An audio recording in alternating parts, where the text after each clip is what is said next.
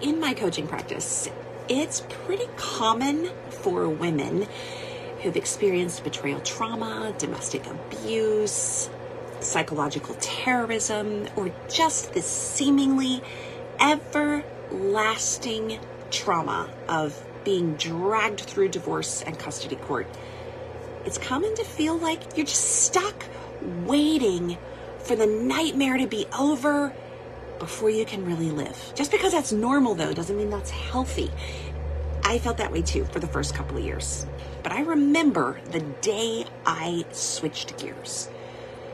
So my lawyer had just given me some brutal news about my case.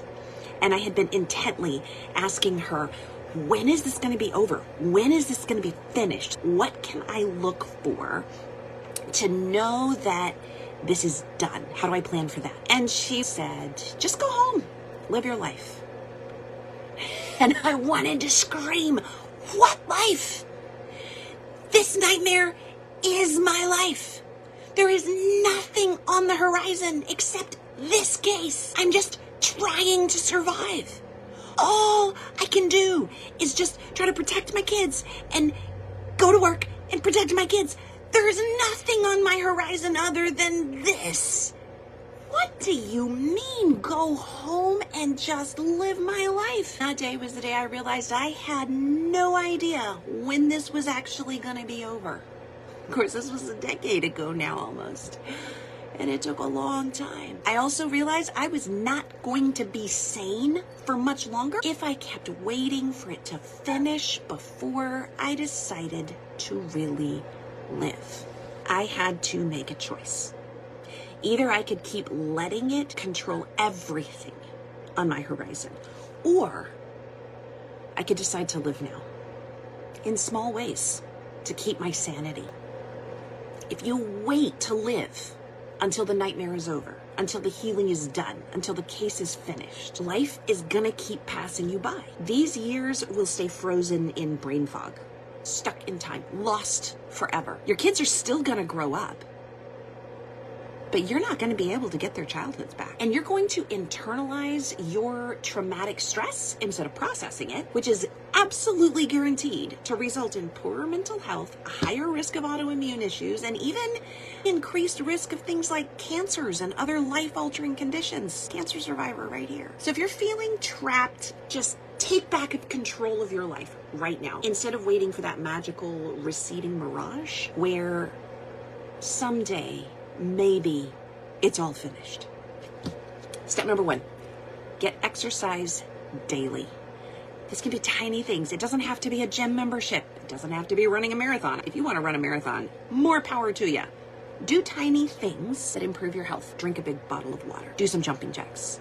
Sit in your living room floor and stretch for 30 minutes just to keep your mobility. Step number 2, journal nightly. Track the events and the emotion from your day. Jot down every night 5 words that describe your feelings from what happened during the day as a way to process your inner weariness. At the end of those, write a truth statement. What is actually true? Put those emotions into a framework that is realistic.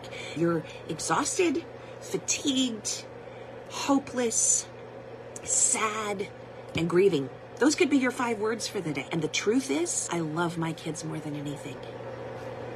It doesn't fix it, it puts it into a framework that keeps you going. Number 3, take dance breaks often. Now, I can't dance. It's hopeless. But you don't have to actually dance to take a dance break. What I mean is, make time for spontaneous moments of fun.